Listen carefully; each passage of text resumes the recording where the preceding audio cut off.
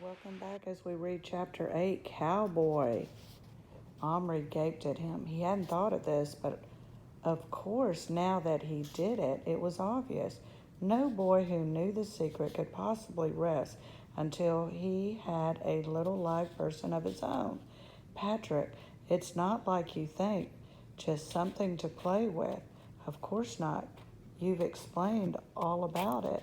Now just let me but you have to think about it first. No, stop. You can't yet. And anyway, I don't agree to you using one of mine. Omri didn't know why he was so reluctant. It wasn't that he was mean. He just knew somehow that something awful would happen if he let Patrick have his own way, but it wasn't easy to stop him. Omri had grabbed him, but he wrenched free. I've got to, he panted. I've got to. He stretched out his hand toward the pile of soldiers again. They struggled. Patrick seemed to have gone a bit crazy. Suddenly, Omri felt the rim of the tin plate under his shifting feet. He shoved Patrick out of the way, and then both stared downward. The plate had dripped. The fire slipped off onto the carpet. Little Bear, with a yell, had leaped clear and was now waving his arms and shouting horrible things at them. His roast meat had disappeared under Omri's foot, which instinctively stamped down on the fire to put it out. He felt a squishy feeling under his shoe. Now look, we've spoiled the meat, he shouted at Patrick. It's all you can do is fight. I wish I'd never brought you. Patrick looked mullish. It was your fault. You should have let me put something in the cupboard. Omri lifted his shoe. Underneath was a nasty mess of burned stuff, squashed meat, and bent erector set. Little Bear let out a wail. You no great spirit, only stupid boy. Fight, spoil good meal. You feel shame. Maybe we can rescue it. He crouched down and disentangled the meat from the mess, burning his fingers. He tried to brush it clean, but it was no use.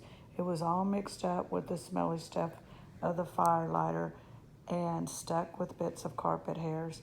I'm terribly sorry, Little Bear, he mumbled. No good sorry, Little Bear. Hungry, work all day. Cook meat, now what eat? I chop you down like tree. And to Omri's horror, he saw Little Bear run to where the battle axe was lying, pick it up, and advance toward his legs, swinging it in great circles as he came.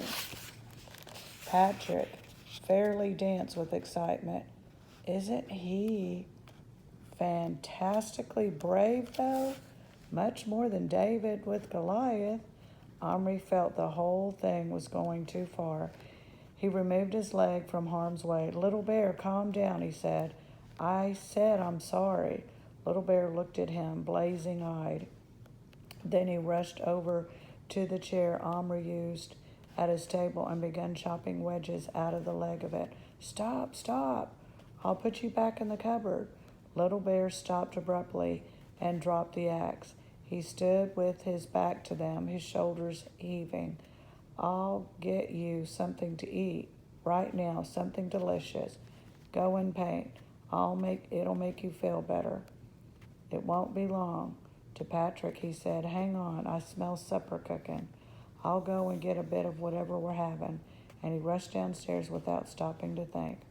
His mother was dishing up a nice hot stew. Can I have a tiny bit of that, Mom? Just a little bit in a spoon?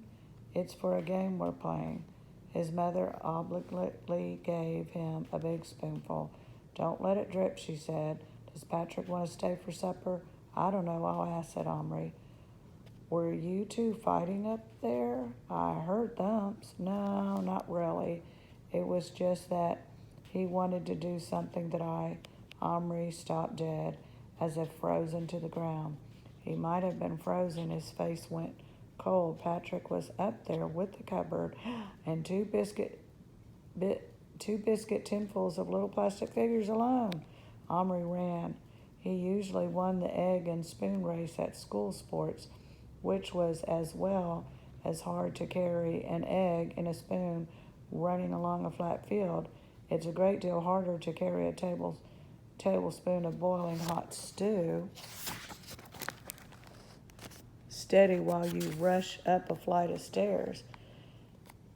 If most of it was still there when you got up to the top, it was more by good luck than skill, because he was hardly noticing the spoon at all. All he could think of what might be. No, must be happening in his room, and how much more of it would happen if he didn't hurry. He burst in through the door and saw exactly what he dreaded. Patrick bent over the cupboard, just turning the key to open it. What? Omri gasped out between panting breaths, but he had no need to go on. Patrick, without turning around, opened the cupboard and reached in. Then he did turn. He was gazing into his cupped hands with eyes like huge marbles. He slowly extended his hands toward Omri and whispered, "Look!" Omri, stepping forward, had just time to feel intensely glad that at least Patrick had not put a whole handful of figures in, but had only changed one. But which? He leaned over, then drew back aghast. It was the cowboy and his horse. The horse was in an absolute panic. It was scrambling about wildly in the cup of Patrick's hand, snorting and pawing up one minute and down on its side the next, stirrups and reins flying. It was a beautiful horse, snow white, with a long mane and tail, and the sight of it acting so frightened gave Omri's heart pains. As for the cowboy, he was too busy dodging the horse's flying feet and jumping out of the way when it failed to notice much about his surroundings. He probably thought he was caught in an earthquake. Omri and Patrick watched, spellbound, as the little man in his plaid shirt, buckskin trousers, high-heeled leather boots, and big hat scrambled frantically up the side of Patrick's right hand and, dodging through the space between his index finger and thumb, swung himself clear of the horse, only to look down and find he was dangling over the empty space. His hat came off and fell slowly like a leaf down to the floor, so infinitely far below. The cowboy gave a yell and scrambled with his feet against the back of Patrick's hand, hanging on to for dear life with the ridge between his thumbnail. "Hold your hand still," Omri commanded Patrick, who in his excitement was jerking them nervously about. There was a moment of stillness. The horse stood up, trembling all over, prancing about with terror. Beside his hooves was some tiny black thing. Omri peered closer. It was the pistol. The cowboy had now recovered a little. He scrambled back through the finger gap, said something to the horse that sounded like, "Whoa, back, steady, fella." Then he slid down and grabbed the reins, holding them just between the horse's nose. He patted his face. That seemed to calm it. Then, looking around swiftly, but not apparently noticing the enormous faces hanging over him, he reached cautiously down and picked the pistol up from between the horse's hooves. "Whoa there, stand." Omri watched like a person hypnotized. He wanted to cry out to Patrick that it was a real gun, but somehow he couldn't. He could only think the sound of his voice would throw the horse once more into a panic, and that the horse or man would get hurt. Instead, he watched while the cowboy pointed the gun in various directions warily. Then he lowered it. Still lowering the reins, he moved until he could press his hand against Patrick's skin.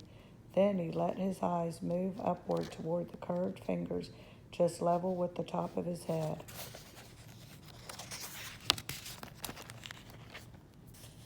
"What the doggone heck?" he said. "It sure looks like A great big talking about it can't be. Hell, it just ain't possible. But the more he looked, the more certain he must have become that he was indeed in a pair of cupped hands. And finally, after scratching his gingery head for a moment, he ventured to look right up past the fingers, and then, of course, he saw Patrick's face looking at him. There was a petrified moment when he couldn't move. Then he raised his pistol in a flash. "Patrick, shut your eyes!" Bang!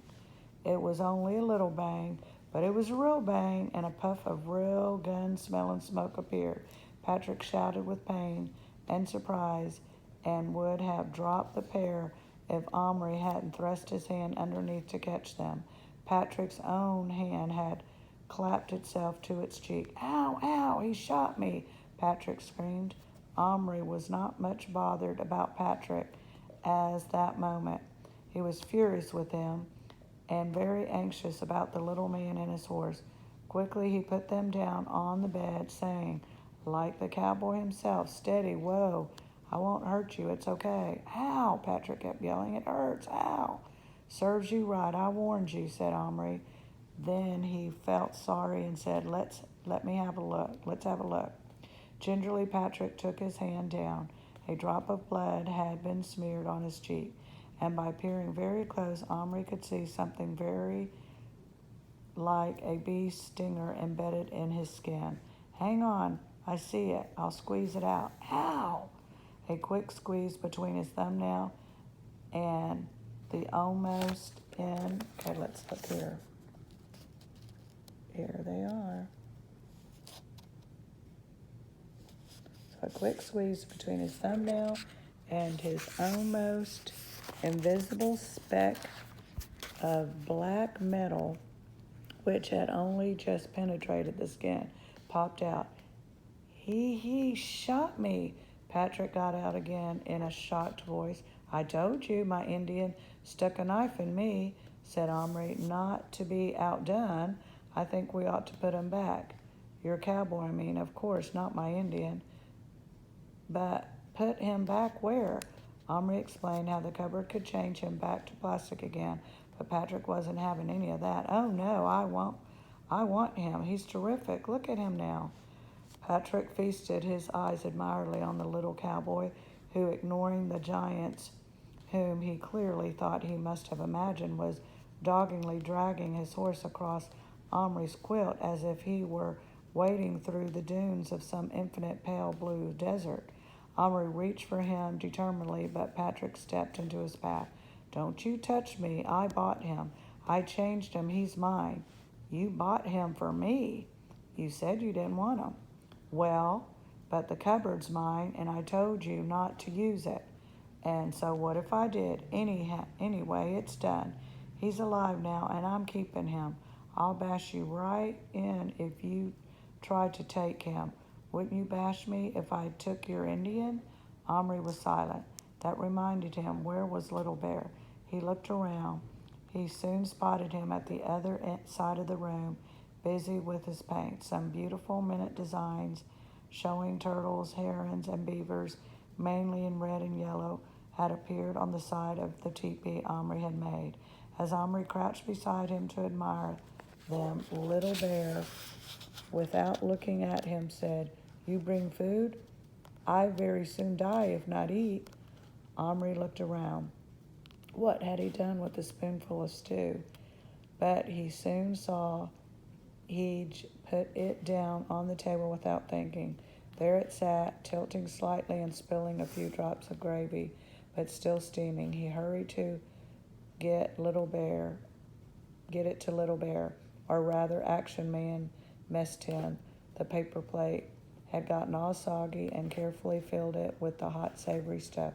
"Here you are." Little Bear stopped, worked, laid down his paintbrush, and sniffed eagerly. "Oh, good." He sat down cross-legged among the paint lids to eat, dripping some of yesterday's stale bread in as a spoon. "Your wife cook?" "Ah, no." Little Bear forgot. Omri not got wife. He ate ravenously for a few minutes and then said, "Not want. I'm having mine downstairs in a minute, Omri said. Mean, Omri not want wipe, said Little Bear, who was now in much better mood. I'm not old enough. Little Bear looked at him for a moment. No, I see, boy, he grinned. Big boy, but boy. We went on eating. Little Bear want? He said firmly, not looking up. Another wife? Chief need wife. Want one beautiful, good cook. He put his face into the mess tin and licked it clean. Then he looked up. With Iroquois mother, fine wife for son. But Little Bear, mother not here. Omri be mother and find. Omri couldn't quite see himself as Little Bear's mother, but he said, I might try. I think there were some lady Indians in Yaps. But what if I get one and make her real and then you don't like her? I'd like you get tomorrow.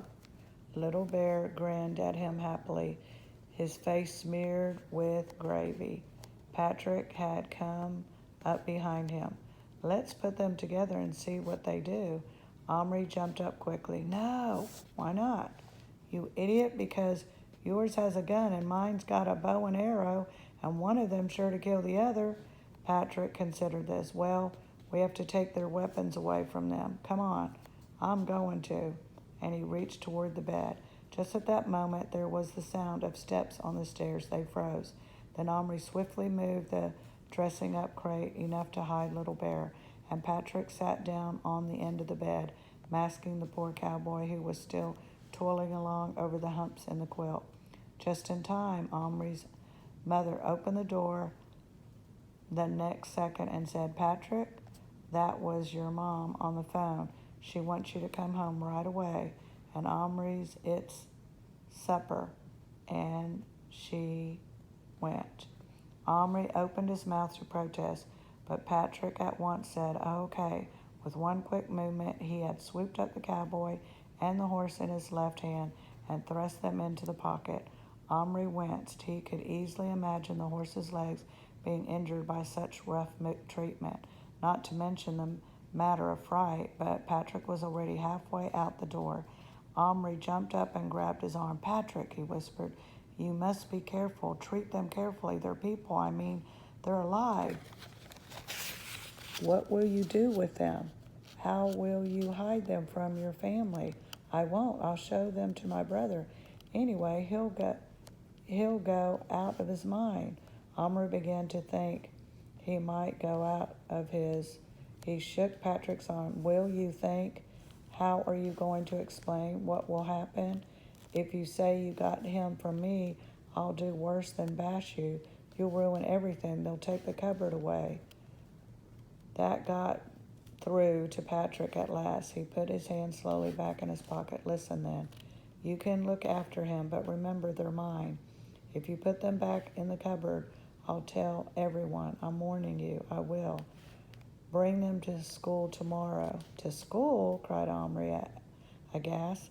I'm not bringing Little Bear to school. You can do what you like about Little Bear. He's yours. That cowboy's mine. And I want him at school tomorrow. Otherwise, I'll tell. Omri let go of his arm, and for a moment they looked at each other as if they'd been strangers. But they weren't strangers. They were friends. That counts for a lot in this life. Omri gave in. All right, he said. I'll bring them. Now give them to me gently. And Patrick brought man and horse out of his pocket and tipped them very carefully onto Omri's waiting hand. Tune in next time when we read Shooting Match.